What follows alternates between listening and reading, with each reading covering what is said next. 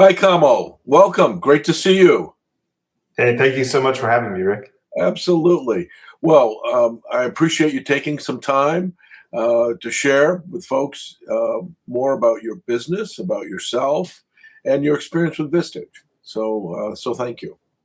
I'd like to have you start off talking about yourself and about Makpar, but especially given your second generation. I'd love for you to give some of the history and what it's like to be a second generation business executive.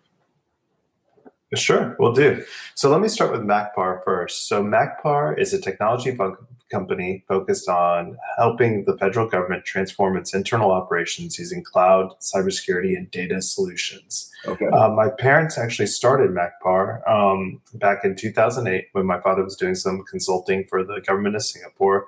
And then, unfortunately, with the Great Recession in 2008, that work ended, but he was able to find something back home and fell into federal government contracting, starting with the IRS, one of the main agencies we still support today.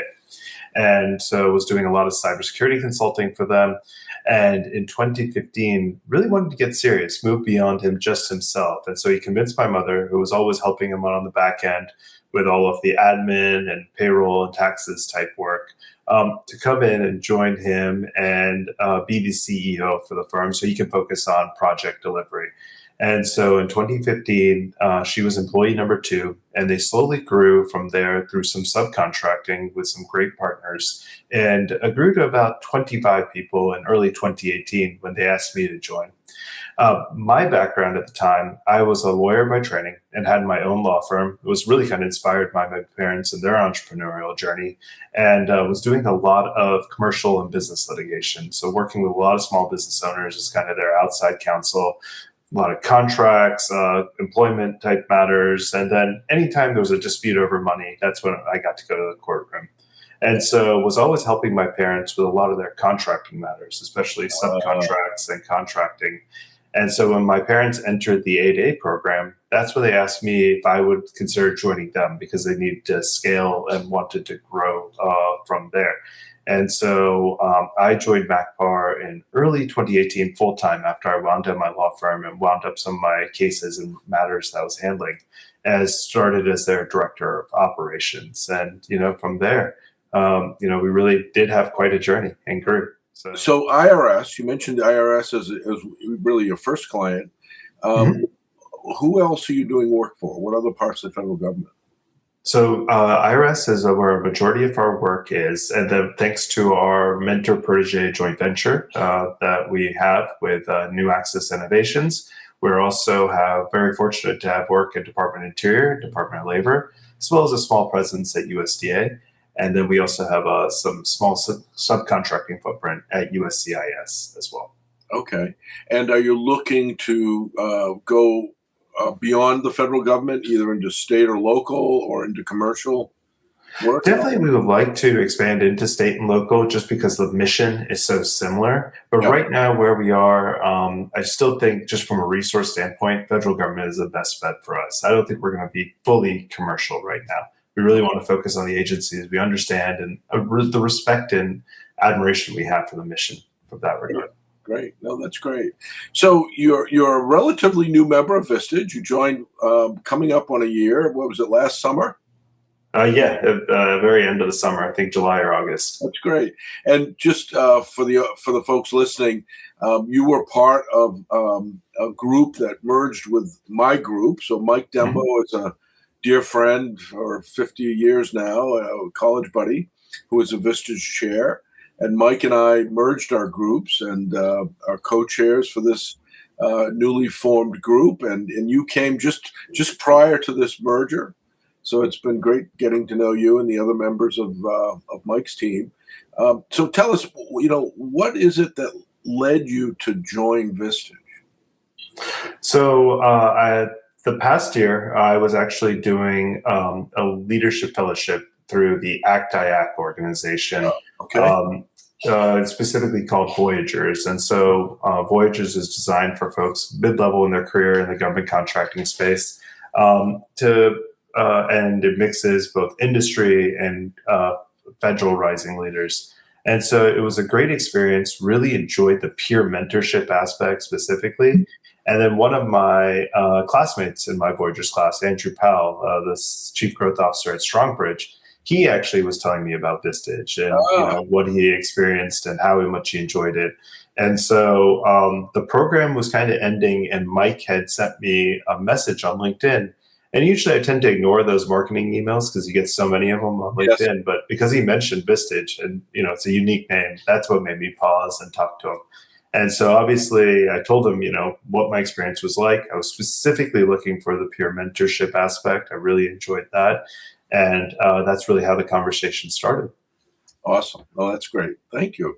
And as really core to who we are is the issue processing. So we have a member raise an issue or opportunity that they're wrestling with, put it in front of the group. We have a nice simple process for working through your how do I fill in the blank. And just last week, in our meeting, I thought we had a great time with TJ's issue in terms of his expanding a whole new venture. What has been your experience with the issue processing? Where do you find value in it? So I think the issue processing is great for two reasons. First, it gives you a little bit of a sounding board externally with folks who aren't necessarily biased or haven't interacted within your company operations or aren't kind of constrained by maybe the investment or the sunk cost fallacy a little bit at times. So that's definitely helpful just to be able to get a fresh perspective, especially because a lot at the top, you tend to deal with a lot of coaching and mentoring. How do you get people to see your vision and buy into it and then execute upon that? Yeah. And so definitely it's been great to hear and talk to others and see what they've done, how they've driven or motivated others or kind of set others up to succeed. But then also the accountability perspective. You don't want to show up the next month with the same issue lingering, right? You want to move decisively. Right. That's definitely something I'm trying to work on because I've been very guilty of it. And so I think that also helps as well. You want to show up that I took certain steps that I said to improve upon that situation that I shared with last month.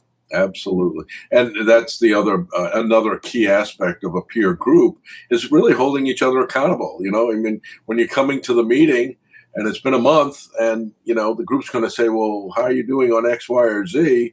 And you say, well, I haven't done anything. That's not the answer that folks want to hear. They're going to ask you, why?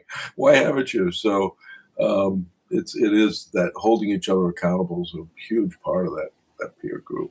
That's great. So the other core component are the one-to-ones. And your primary one-to-ones are with Mike. You and I have had several, and I look forward to those. But what's been your experience with your one-to-ones, your monthly one-to-ones with Mike? So that was one thing I told Mike. I said, Mike, I already have a business coach. I'm very happy with him right now. I don't want to change things. We're going through a lot right now with how our industry is kind of being reevaluated. I asked him about that. And so to Mike's credit, rather than working necessarily on business strategy type things, he's really focused more on me individually as a leader. How can I be a stronger leader? We've spent a lot of time on emotional intelligence, a lot of time on, how do I hold others accountable? Because I haven't been the best about that. I tend to be so busy that I'll give direction, but not necessarily the best about making sure that we're following through until the issues arise. And so being a little bit more proactive in that regard has helped. Right. And then just small things like delegating, right? Where does most of your time go? And how can you do more in the limited time you have at work each week? We all have the same amount of time available to us. So I think Mike has really helped me focus more on the soft skills and other leadership qualities you kind of need, to step into the role. And again, what I told Mike was, I'm stepping into president. This happened in January 2025 in order to succeed my mother as CEO when she's ready to step down. And so for a long time, all I focused on was what was inside my scope, which tend to be a lot of business development, growth related stuff, and some related operational aspects. Now everything is going to fall underneath me. So I really need to get comfortable with the people aspects of the business, as well as the finance operations aspects of the business. And I think that is what I've also benefited most from Vistage is, I didn't come from a business background or have an MBA. So being able to kind of hear some of the speakers talk about it, but also hearing how others are using KPIs to measure themselves,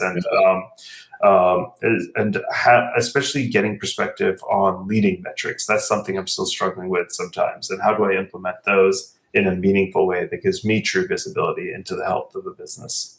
Well, absolutely. And again, last week, Daryl Mullis, I mean, what a fabulous and interesting presentation in terms of what he calls the business cycle and those core metrics as we move our organizations forward. So, yeah, that's great. You're not alone. Yeah. Yeah. So the biggest thing I hear when I'm talking to prospective members, folks thinking about joining Vistage, the biggest concern is I don't have the time. I'm already so busy. I'm already spending so much time, working through issues with customers, focusing on X, Y, or Z. So it is a commitment. It's one full day a month plus another 60 to 90 minutes a month with either Mike or I. How have you managed the time commitment necessary for being a part of Vistage? No, that it's definitely there, and there's definitely days that I sometimes guilty of pulling on my laptop during a break just to get things moving and moving things around. But again, I view it as an opportunity to learn what I don't know a little bit, expand my horizons there, and then also an opportunity to just bring this knowledge back to my team. So again, one thing I did learn from my business coach, Shri, was planning 2 weeks in advance, right? It's not, try to look at your schedule 2 weeks in advance just to see what you have, what may be there, so you don't get caught with anything. Yeah. So I do, and again, it helps that we know exactly where the third Thursday of the month as well, so we can kind of plan around that. And then, the full day commitment is there, but obviously, it's an organization that you get out of it what you put into it. So you want to participate. You want to get to know your other members. You want to have conversations with them. Yes. Just small, both personal and professional matters. That helps a little bit. And just being more comfortable to hold each other accountable, right? Yes. You don't want to be a jerk about it, but you do want to pressure test or point out blind spots. And I want the same done for me. Yes. So that's important to me. And then the other thing is, okay, I spent this whole day here. What did I learn from it individually, but how can I take these things back to my team? And so I do try to, at least with my leadership team, try to share at least one or two things. Hey, I found these tools helpful. I found these book recommendations helpful. So for example, from the Daryl Mullins presentation, I shared the business cycle graphic and said, this is definitely something we should talk about, as we're looking to mature our financial operations. And then what Jim Vito shared, some of the questions he had shared actually on who are the people who influenced you and who do you think you've influenced as well. Those are actually really good questions that we can almost use as icebreakers when we meet in person. My leadership team and I meet in person every month as our business review. See, these are good questions to kind of have over lunch or dinner to kind of discuss, to get to know each other a little bit more, and also just kind of see how we each tick a little bit. So again, for me, it's not just taking this knowledge and then making sure it just resides with me. How do I take this knowledge, share it with my other members of my leadership team, and then slowly work towards institutionalizing it? So that's one of the personal challenges I've taken on with this as well. And then I also use it as an opportunity to share what I've learned with my LinkedIn community, right? I've noticed that posts where you kind of share a little bit about some of the things you're learning from a leadership perspective, and I guess not weaknesses per se, but gaps in knowledge, I guess. How am I looking to address those gaps? Those tend to do well, or at least generate some conversation on LinkedIn.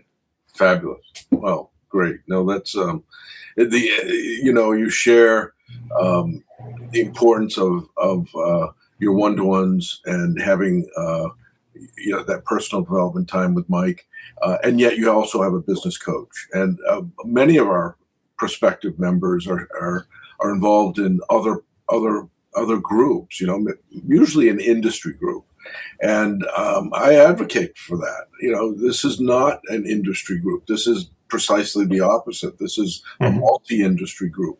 We have non-competing members. And so you're learning from nonprofits, from, political action groups to manufacturing. And lo and behold, the core of business remains the same. Yep.